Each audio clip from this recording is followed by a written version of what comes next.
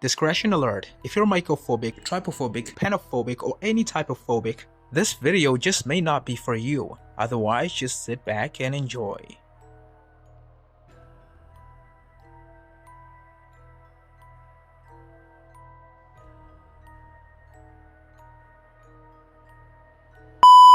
Nature. The world as we know it. A place known to house a barrage of great, compelling, and stunning creations. But sometimes even nature can get a little out of hand.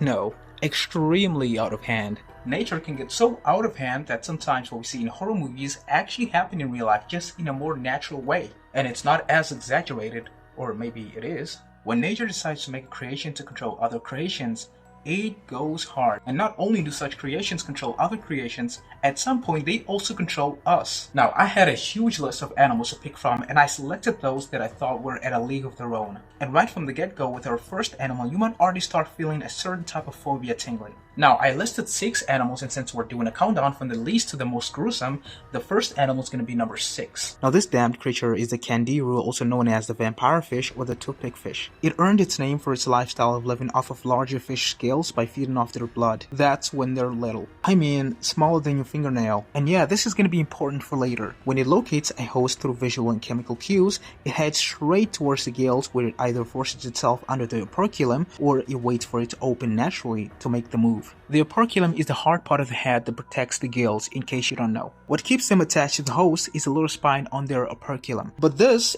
is not the reason I put them on the list. The big problem with these midgets is their size. In fact, their size may be your worst nightmare yet. Spoiler alert, some people nicknamed it penis fish for a very obvious reason. Due to their small size, they've been known to penetrate the male pipe deep into the urethra. Like, who'd want to go that deep? Oh, pick me! Oh, pick me! I love deep. Me! Did somebody say deep? Oh, I love deep. Got you, Diddy. You're going right back to prison. My name is Love. Felice Johnson's worst nightmare. I don't like you. I don't want you. See, when I drop the soap in prison, everyone has to bend over. Yeah, right. Come on, let's go. Oh wait, my baby oil. Anyway, once it penetrates your pipe, there's no getting it out, because those opercular spines are assigned to do one job, and that's exactly what they do. You'll just feel pain hopelessly, and the only way you can reverse this effect is by undergoing surgery. Those spines can cause inflammation, hemorrhage, and potentially... What up, Nate? Mufasa? What happened to you? I'm a rapper now, ha ha ha ha ha, type shit. Type shit? You know that shit too? Dude, it's 2024, we vibing there too, man. Don't tell me y'all thought death was enough to stop us. Nah, for real, I thought it was 2024. It is. I knew it. Finna join us and clap some cheeks? Yeah! Alright, we got a new one. Come on, show us what you know. Skibbity skibbity boom! This first emerged as a legend of vampire fish entering the urethra of a urinating man in the 18th century, which led researchers to believe that the fish was attracted by the smell of ammonia in urine. Remember how I said the kangaroos relied on sight and smell to hunt? Yeah, well, the smell theory was dropped after evidence had showed that they solely relied on sight. They had no attraction to ammonia at all. Not a little bit. It's plausible that they would have instead followed the turbulent water around the man's urine flow. Heck, it's even highly questionable whether or not these rumors weren't made up. Either way, this didn't keep people from protecting themselves, because it was reported that men would tie ligatures around their pipes while going into the river to prevent this from happening. In case you get me wrong, there are also reports of it diving into a coochie. I'm starting to notice a pattern here. I don't know, maybe this creature is just really into... Let's just move on to the next one. At number 5, we have forage flies. What seems to be the most harmless and peaceful little thing turned out to be the xenomorph of many other creatures. Its other name is coffin fly because any unlikely creature that has the bad luck of falling in its path becomes a living coffin. These parasitic flies are extremely diverse and are found worldwide. This family of flies is pretty small in size and houses the smallest species of flies in the world at 0.4 millimeters on average. For perspective, about 9 of them can fit on your thumbnail at once. The problem is not them being parasites, it's how they parasitize. See, that needle they carry on their butt is not there for aesthetic purposes. That's an actual weapon, and no, it's not a stinger. It's the exact same thing Cell has on his butt, it just doesn't work in reverse. The females use this part of their body to inject eggs into their victim's body. Upon hatching, the larva starts slowly feeding off the insides of the host. The host eventually has no resistance and its strength wears off and eventually resigns after a long time of waiting for this moment. We're talking about 2 to 4 weeks of suffering. In some arthropods, it leaves the head for last. Once the corpse becomes useless, it secretes an enzyme that beheads the host and rises to the real world upon reaching the final growth stage. Its common victims are earthworms, snails, spiders, centipedes, millipedes, insects, larvae, and pupae. Pupa.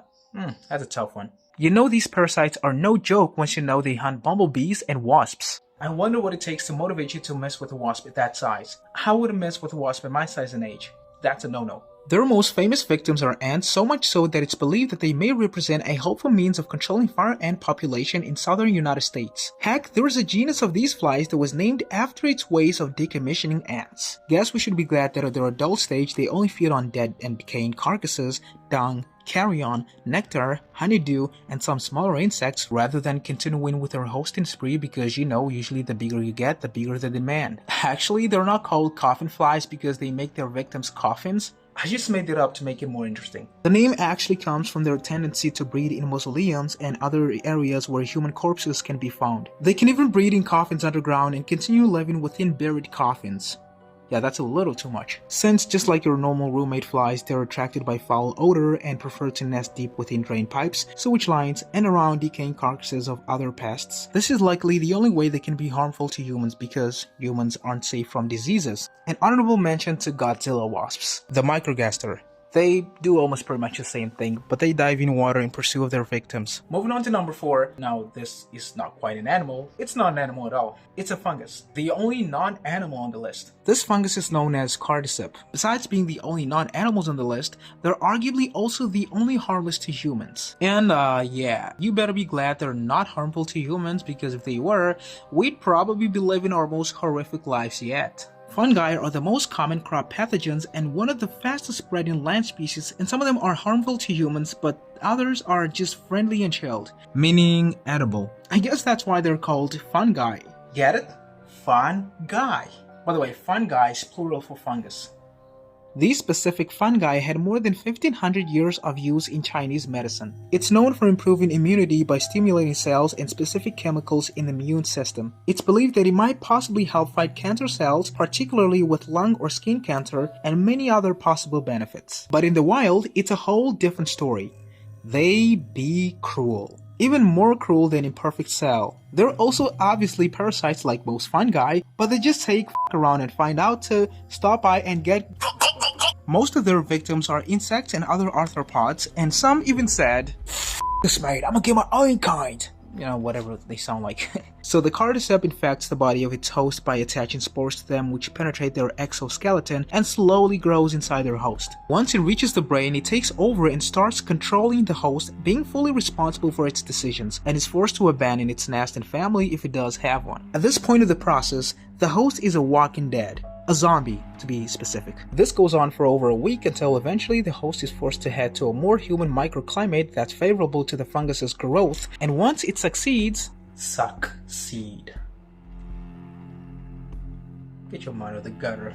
It makes the host dig its jaws into a plant to which it will spread towards and continue its spree while the former host is still there awaiting the spirit of darkness, and during that the fungus finally bursts out of the host's body and grows outwards, which at this point the host is no more, but simply a tourist attraction trophy. Circle of life, I guess. Now on to number 3. Yeah, if I were you, even I wouldn't expect this one here. But it's the northern swordtail shrew. This is very small yet the largest shrew within its genus. It only weighs around 20 grams on a good day and it looks so cute and cuddly, all you can think about when you look at it is picking it up. That is, if you want to end up like this guy. Oh, don't worry, that's a mouse. Fortunately. You're probably asking, what could possibly be wrong with a tiny harmless looking hairball? That's the problem. There is nothing wrong with them. Wrong is them.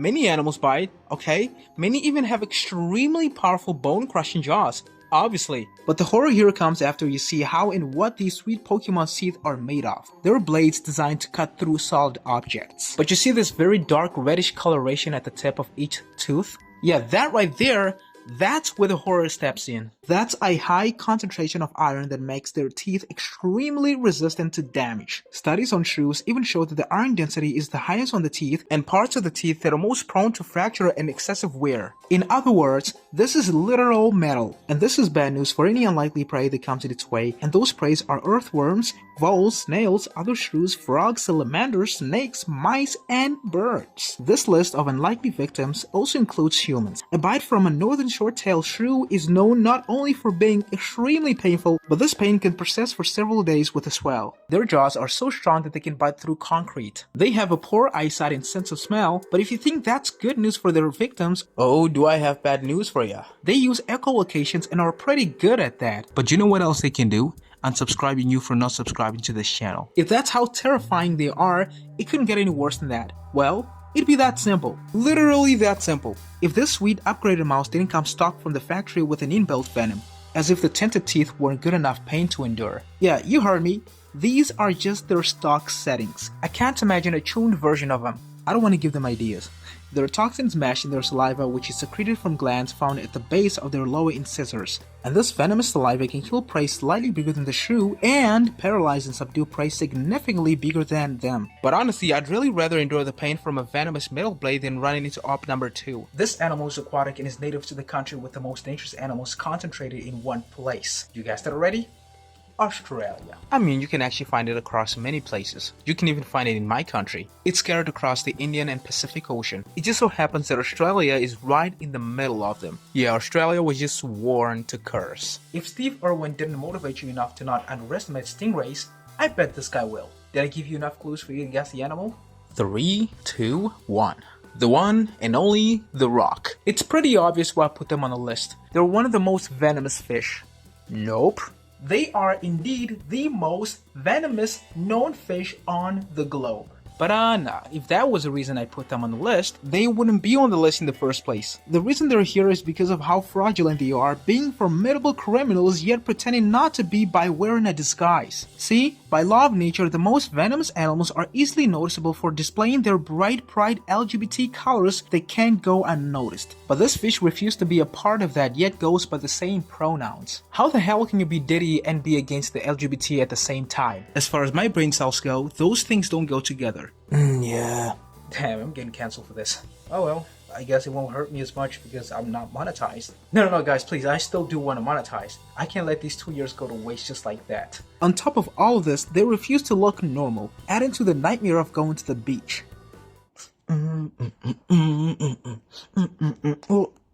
Hey, watch out! Dude, what the f***? Mate, why'd you look like a collar shaver that hasn't been washed since the T-Rex went extinct? I mean, out of everything you could have chosen to look like, you went for a pebble. Ha ha ha, look at him, mate. What's this on top? Oh. It's what they say. F*** around. And you found out. I'll just head this way, if you don't mind. When it feels threatened, it doesn't retreat. It stands to fight like a man. My bad, like a fish. As you saw in the little skit, the dorsal spines are where the venom comes from. The amount of venom you get injected with is proportional to the amount of pressure you apply on the spines. What's even scarier about it is the fact that it can survive out of the water for up to 24 hours, and not being able to tell it apart from Dwayne Johnson's relatives might be your sentence. Its sting will cause an excruciating pain followed by respiratory weakness, and if not treated, will inflict damage to the cardiovascular system, convulsion, and paralysis. And if still no treatment is done, you'll start to see darkness in broad daylight. In case you didn't get the memo, you've met Jesus. According to victims, the sting is so painful in fact, you'd wish you had your foot or the affected limb to be amputated, or an even tougher option, death. Man, it's in moments like these I'm glad living in Mozambique. Not much to worry about. Not much other than politicians. I can't believe I walked you through this fish without once mentioning its name. Ain't that right, Mr. Stonefish? I was about to turn your world upside down for the lack of consideration, but since you showed how much you know about me, I'll let you go. Thank you, I wasn't even intimidated in the first place.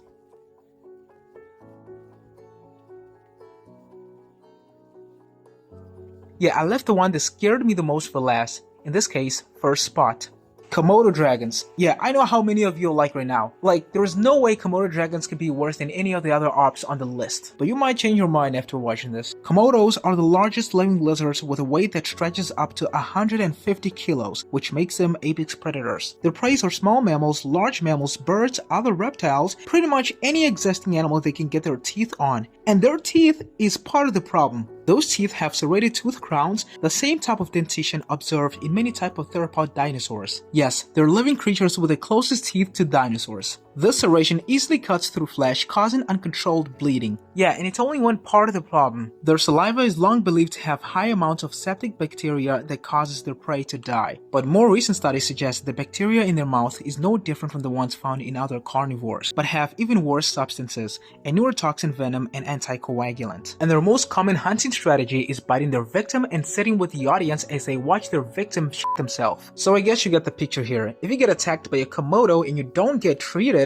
you'll either die from blood loss or low blood pressure and paralysis. The point is, you're dying either way. But that is if you're lucky enough to have that slow, more or less painless death. Run into a stressed out Komodo that's going through a lot, it will eat you alive, using all of its 3 special attacks at once. And now you gotta fight blood loss, low blood pressure, paralysis, and a set of dinosaur teeth. If you're small enough, and by small enough I mean the size of a goat, it will waste no energy biting chunks off. It will straight out swallow you whole whether you're alive or not. Komodo dragons aren't only a threat to other species, they're also a threat to their own kind. They're notorious for their cannibalistic behavior. 10% of the adults' diets consist of their own kind, especially juveniles. For that reason, these juveniles are forced to spend their first few years dwelling in trees while also avoiding other predators. And if when these infants approach a kill, they roll around the fecal matter and rest in the intestines of eviscerated animals to repel hungry adults. Yeah, I don't think after getting this far, you'd want to run into these mythical lizards. And number 0 on the list is me, because I can literally change the whole plot of this video. And that's all there is to say to it. Bringing us to the end of the video. Let's make this channel grow, and today I will not be sacrificing anybody. Lucky you. If you found this video enjoyable, you can go ahead and click on the video that pops on the right where I walk you on the harsh life of an ant you probably didn't know about. Otherwise, you can just go ahead and click on whatever video pops on the left. With nothing else that awaits me, I guess I'll just see you in the next